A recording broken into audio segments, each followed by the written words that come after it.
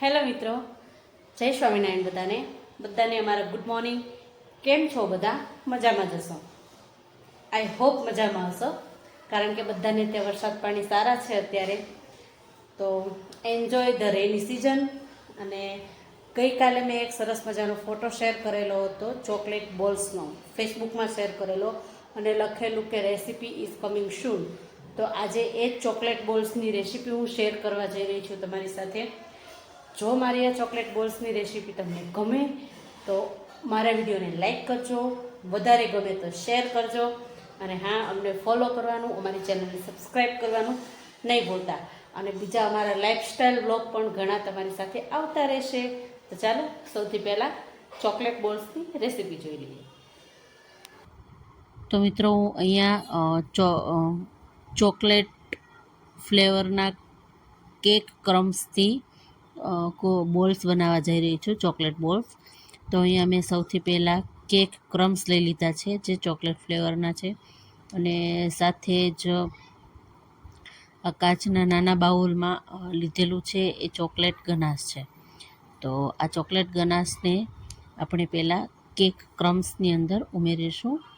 અહીંયા મેં કોઈ પ્રોપર મેઝરમેન્ટ નથી લીધું. તમારી પાસે ક્રમ્સ અવેલેબલ હોય અને બાઇન્ડિંગ થાય એ પ્રમાણે ચોકલેટ ગનાશ ઉમેરવાનું.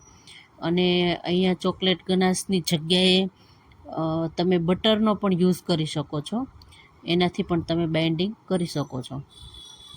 તો અહીંયા મેં 2 ચમચી જેટલું ચોકલેટ ગનાશ નાખેલું છે પહેલાં, અને એક વખત વ્યવસ્થિત સરખી રીતે મિક્સ કરી લઈશ, અને જરૂર પ્રમાણે આગળનું ગનાશ ઉમેરતી જઈશ.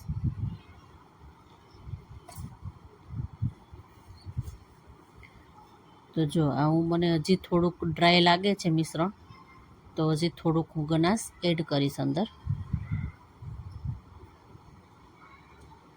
અહીંયા ચોકલેટ ગનાશની જગ્યાએ પેલું હર્શીસનું ચોકલેટ સિરપ આવે છે, એ પણ તમે ઉમેરી શકો. તો જોઈ લો, હવે આપણું મિશ્રણ છે એ બોલ બનવા માટે રેડી છે. તો અહીંયા મેં ચમચીનું માપ એટલા માટે લીધું છે કે બોલ બધા સરખા થાય.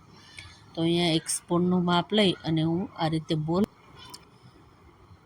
તો અહીંયા તમારા ઘરમાં રહેલી કોઈ પણ સ્પૂન અથવા તો કોઈ ચમચો, કડચી જે હોય તે એનું માપ લઈ લો, અને એ પ્રમાણે મિશ્રણને એમાં ભરી અને તો બોલ બનાવશો તો બધા એક જ સરખા બોલ બનશે. તો આ રીતે બોલ્સને બનાવી લઈશું. જોઈ લો, આ બોલ્સ રેડી છે.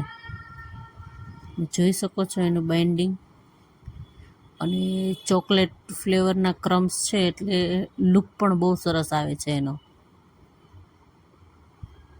તો આ રીતે આપણે બધા જ બોલ બનાવી લઈશું.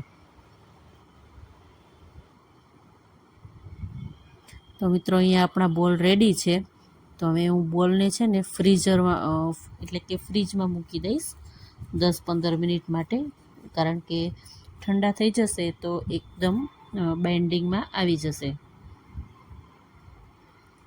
અને બોલને ઠંડા કરું ત્યાં સુધીમાં મેં અહીંયા ચોકલેટ લીધેલી છે, અડધી મિલ્ક ચોકલેટ છે, અડધી ડાર્ક ચોકલેટ છે. તો અહીંયા તો મારી પાસે જે અવેલેબલ હતું એ જ મેં ઉપયોગમાં લીધું છે. પણ અહીંયા તમે યા તો મિલ્ક ચોકલેટ યા તો બધી જ ડાર્ક ચોકલેટ પણ યુઝ કરી શકો છો.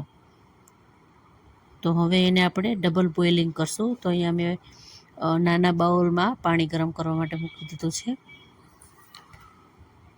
પાણીની માત્રા પણ ઓછી રાખવાની છે, કારણ કે પાણી છે એ આ રીતે બાઉલ સાથે અડવું ન જોઈએ.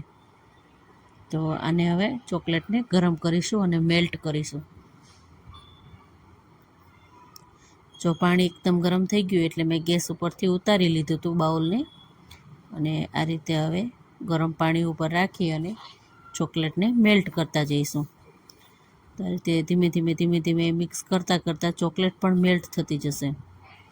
એ ચોકલેટ મેલ્ટ થઈ ગઈ છે, અને આ જે બોલ છે ને એની અંદર હું ટૂથપીક ઇન્સર્ટ કરીશ. અહીંયા થોડુંક કેમેરામાં દેખાતું નથી. જો આ રીતે મેં જે સળી છે ટૂથપીક એને ઇન્સર્ટ કરી લીધી છે, અને પછી એને ફરતે ચોકલેટને લગાવી દીધી છે.